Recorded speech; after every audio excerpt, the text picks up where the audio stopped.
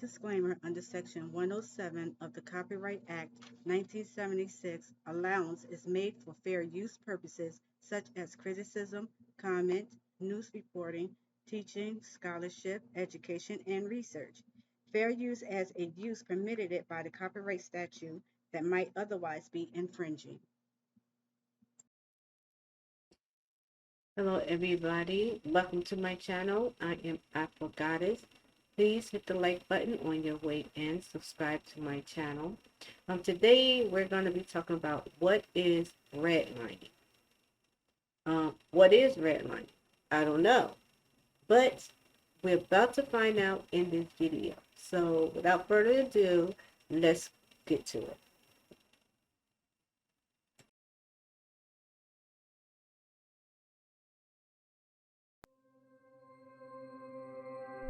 Redlining has a long, profound reach, and it continues to affect people of color in many aspects of their lives, especially their health, as you'll see in this video. After the Great Depression in the 1930s, President FDR wanted to bring economic relief to Americans. But let's preface this with the fact that it was the 1930s, so his concern was really for white Americans. The federal government started a series of programs called the New Deal. Besides increase the housing stock, the New Deal purposefully segregated white Americans from black Americans, immigrants, and Latinos. The New Deal offered incentives for whites to move out of inner-city neighborhoods to the suburbs, a phenomenon known as white flight, by providing mortgage programs with targeted eligibility. The New Deal introduced legislation called the National Housing Act of 1934 to make housing and mortgages more accessible and affordable for white Americans. To further perpetuate segregation, the Homeowners Loan Corporation introduced a system of mapping of neighborhoods in cities across America called redlining. The HOLC graded and color-coded neighborhoods into 4 categories based on racial qualifications. Neighborhoods graded as A were best, B was still desirable, C was definitely declining, and D was hazardous. The government backed $120 billion in low-cost home loans between 1934 and 1962. More than 98% of the loans went to white home buyers. African American families were prohibited from buying homes in the suburbs and gained none of the equity appreciation that whites gained, while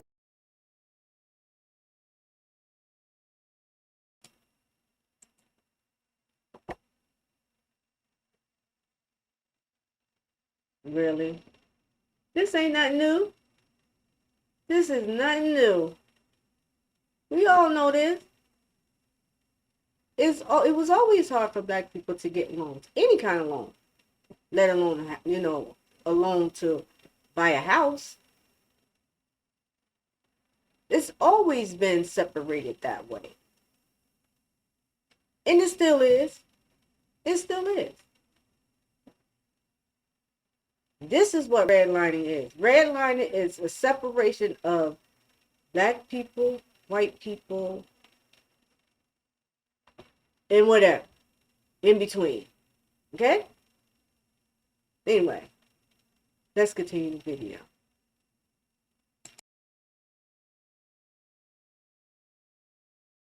white neighborhoods flourished, low-income minority neighborhoods attracted factories with dangerous pollutants, resulting in numerous health concerns. By policy, black people were forced into neighborhoods that were underdeveloped.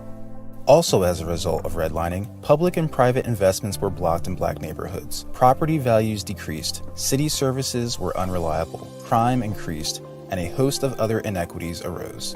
This included disparities in health and education because local property taxes pay for our schools, hospitals, and other resources. Housing segregation was banned in 1968, but it didn't matter. The government had already been successful in creating the wealth gap between white and black home ownership. Today, for every $100 held by a white family, black families have $5.04. The effects of redlining still permeate our U.S. cities. Although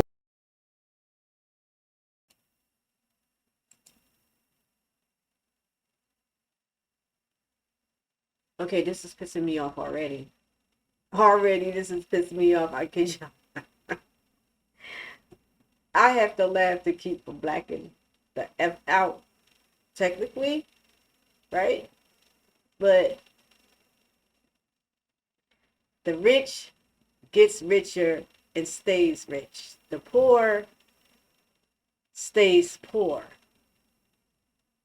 If you ask me, there is no in between. If you ask me, there is no middle class. Either you're rich or you're poor. Because think about it. Even the middle class, you still have to work every day. Rich people don't got to work every day. They got it. Right?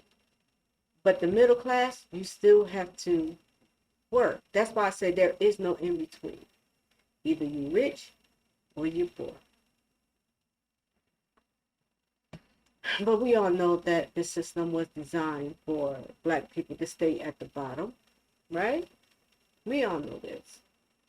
I mean, yeah, black people can, be held accountable for some of this stuff, but we're not talking about small stuff like some of this stuff. We're talking about what was designed to fail. And that is what black people was designed to fail. You just heard it for yourself. Everything is for the rich. It's for the white people. The black people get what, $5 and some change? Y'all do the math. Anyway, let's get back into the video so I can get pissed off some more.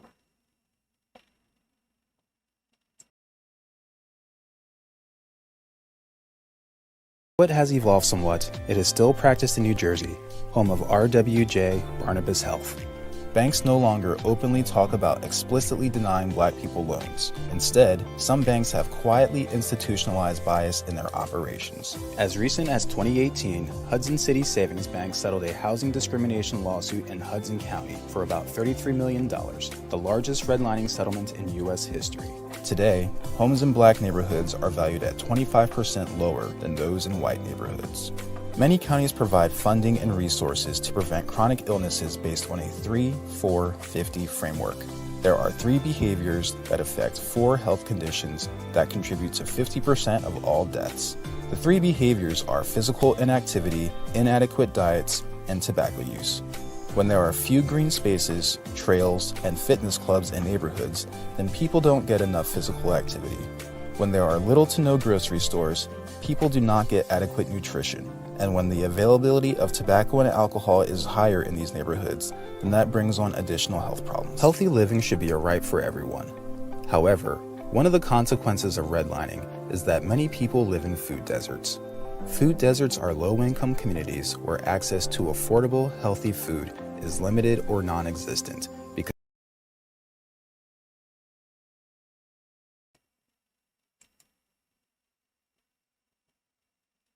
I'm sorry, y'all, but ain't this about a bitch? Y'all see them?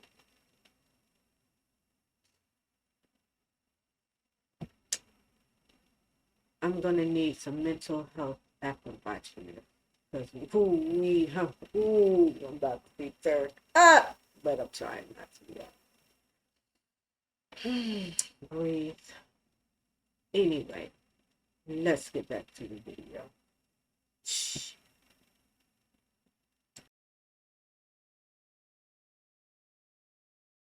as grocery stores are too far away. The absence of affordable, healthy food, mostly in urban and rural communities, contributes to poor diet, obesity, and other diet-related illnesses.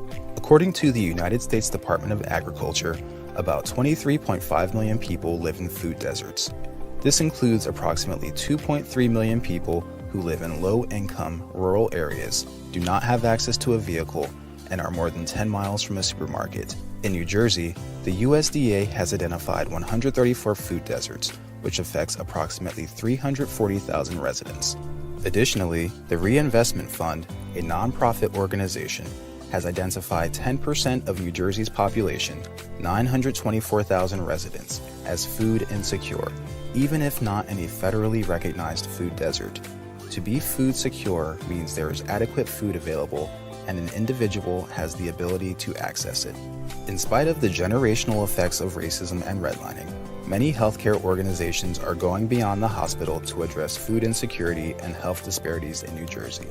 RWJ Barnabas Health has created a program called Health Beyond the Hospital to address not only food insecurity, but other social determinants such as housing, income, and education, which all have significant effects on health outcomes. RWJBH is also committed to equity. Ending Racism Together focuses on creating racial, ethnic, and cultural equity, prioritizing those communities that are most disenfranchised. For more information on these programs, or to learn more about initiatives from RWJ Barnabas Health, visit our website at rwjbh.org/health beyond the hospital.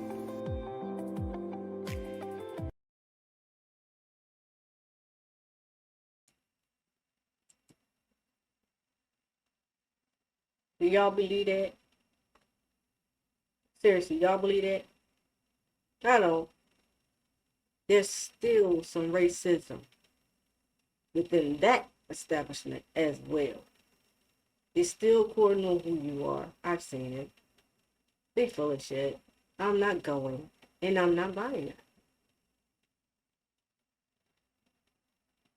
This is, like I said, there's nothing new under the sun. None of this is nothing new. But I did want to see what was redlining, what did it mean, and now I see what it meant. But the story of it still remains the same. It's nothing new of what's going on here, right? So anyway, I hope y'all like this video. Please subscribe to my channel, hit the thumbs up, look out for more reaction videos. Until next time, everybody, please stay safe. Peace.